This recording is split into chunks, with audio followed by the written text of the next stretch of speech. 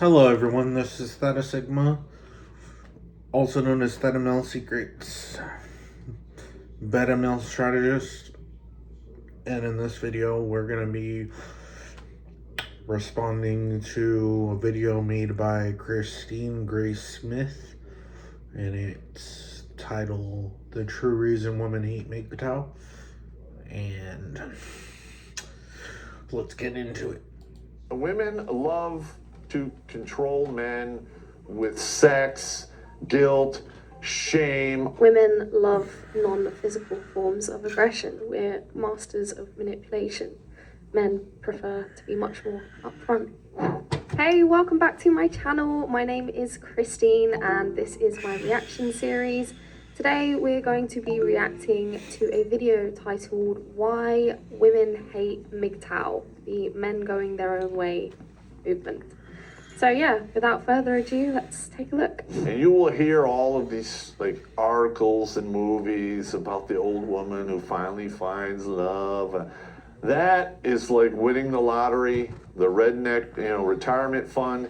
Yeah, somebody wins it once in a while, but a large majority of them play the game and lose. Pop here with another episode of Live from the Lair! All right, so the first thing I get, when you ask these ladies in regards to MGTOW what they think of it is complete disbelief. They don't think it even exists. And here's some of the reasons why they think that. They think that men just can't resist women. Okay, another thing these ladies say is, they say they're MGTOW, but they must be gay. They can't wrap their head around that. And right behind that one is they go right to they must be a loser. Like they don't have any money or resources, and no matter what they do, they can't score a woman anyway. I know lots of guys who are never getting married again, who have six-figure incomes, boats, 2 houses, go on vacations, do their deal, live a great life, and they don't have a woman in tow. Now, it doesn't stop them from, dabbling in it from time to time, but I highly doubt that these individuals I know will actually live with women again, and I know for a fact they will never get married like me. So I know a lot of women, when they get around 29 and 30, they notice a sharp decline in the amount of men who approach them. It starts to slow down, and by 33 they definitely feel it, and that coincides with them slamming into the fucking wall. And they all do it, especially redheads who I like this guy, he's funny. age like banana pudding. I'm just gonna put that out there. Redheads usually come in smoking hot variety or pick the meat off the bone ugly variety. Very few in between. And the ones that are in between usually don't stay there long. They go right to, the wall smashing and, basically age like banana. So basically, this guy is saying that basically when women hear about MGTOW, they see that, well, it's not women in totality, it's just the common presentation that people see. Not what they're actually experiencing, not what's actually being shown, just the social media regurgitation. They say men can't resist women, men must be gay, they must be losers, or can't score with him, right? However, here's the thing, there can be people that even don't believe in MGTOW and experience some of the same things, or don't. Every person is different. And the issue a lot of people have is that they never went to college to study sociology. The problem doesn't exist with the individual. The issue exists in the society. And in order to change individual experiences, you have to change the societal pressure, the societal experience, right?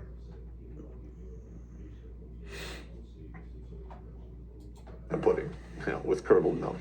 Pudding. And they start to come to understand that men are basically taking their resources and they're walking off the playing field. Maybe they don't even understand that. Maybe that's why they disbelieve it. I think it's probably the first thing he said. Like, women just think men can't resist, and if they are wanting to resist, oh well, then they must be gay or they can't get women. I don't know. It just sounds like the women he's describing, there's not a lot of logic involved, because I've only watched like 2-3 MGTOW videos so far, and the logic makes a lot of sense to me. So A lot of women who are in their that's not to dispute the fact that it is a shame, though. I think it's a shame because, like, men and women, you know, the idea of men and women being together, I like that idea. I think it's a good thing. I think we're good for each other. But also, like, I have to say fair enough to the men, because, like he says, they're not wasting their resources, and they're taking the risk element out of their own lives, so more power to them. careers realize that, hey, it's great we're making 60 grand a year, but you know what would be even better? If I had a husband or a man with me who made $50,000 or $60,000 a year, then we would have more money. Men aren't doing that. It's all on you, ladies. So once we go through these 4 stages, that's when you start to see true anger and terror.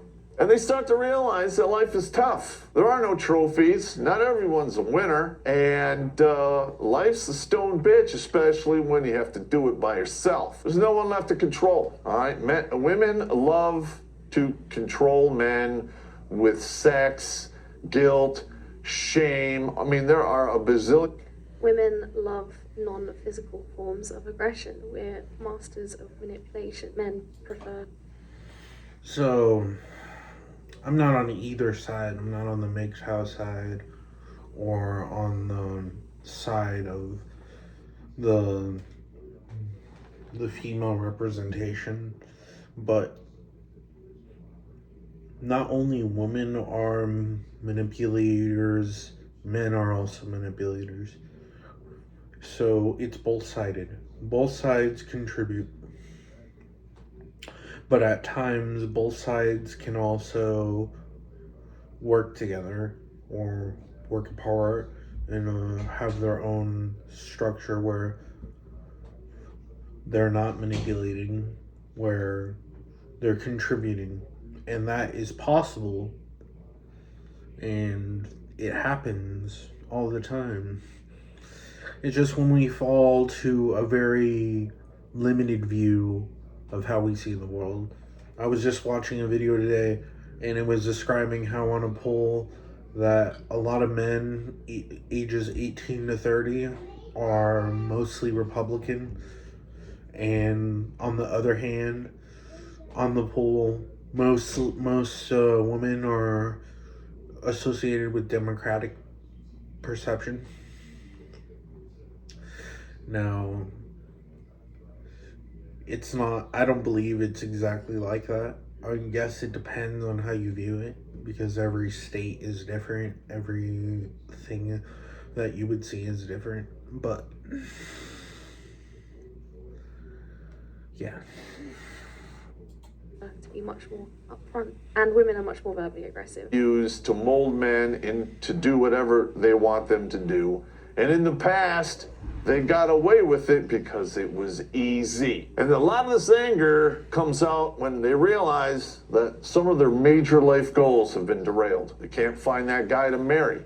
They're not going to have those kids, unless they want to be single mothers. A lot of women get upset at that, okay? And also it destroys their Disney perception of how they think life should be. They're going to find their Prince Charming. They're going to ride off into the sunset and live happily ever after. It doesn't happen when Prince Charming doesn't show up. He doesn't have a horse. He's not wearing armor, and he doesn't give a fuck about you.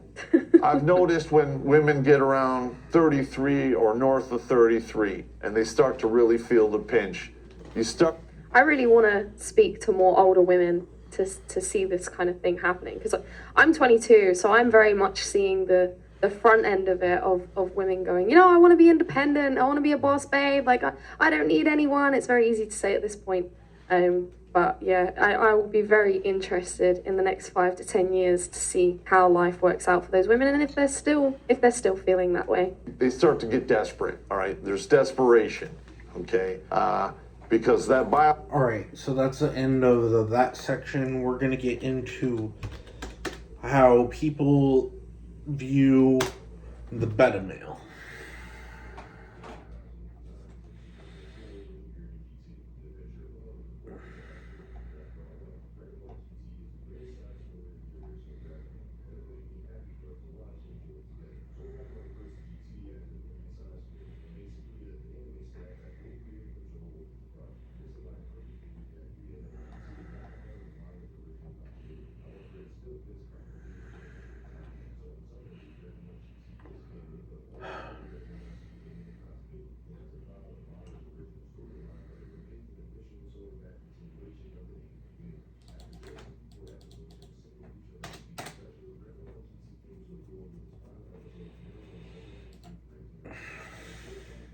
Endowed.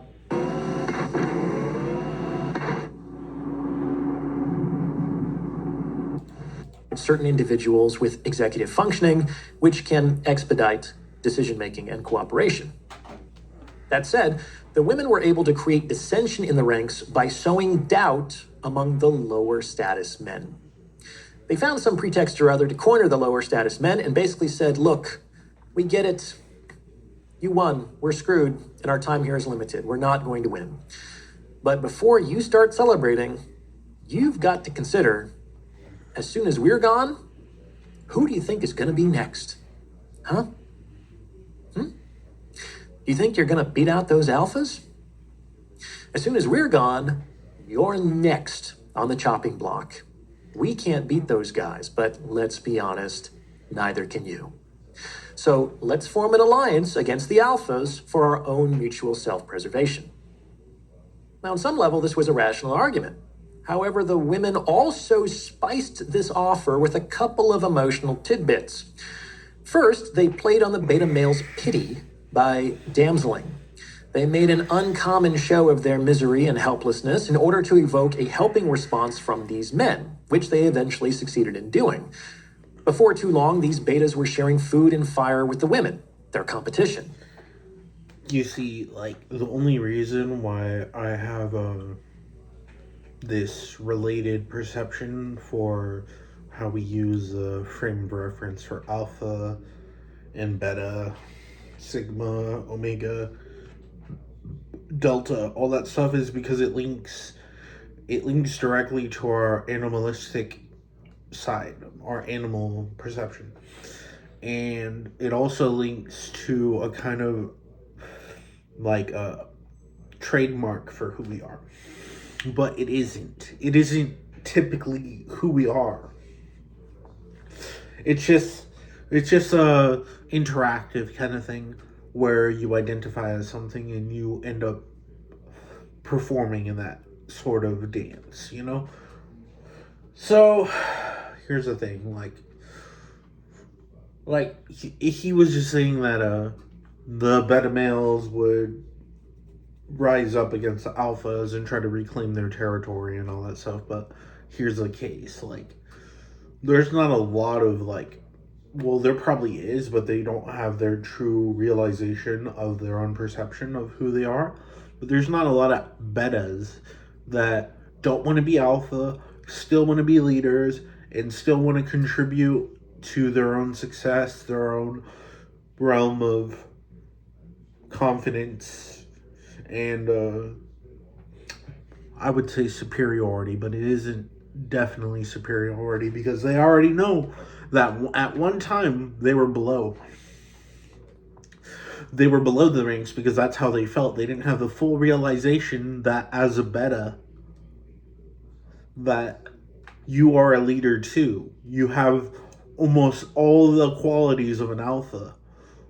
And it might feel very similar to how alpha feels, but this is the linear issue. A lot of people have this linear issue that the people that are confident are alphas. But even the alphas don't know.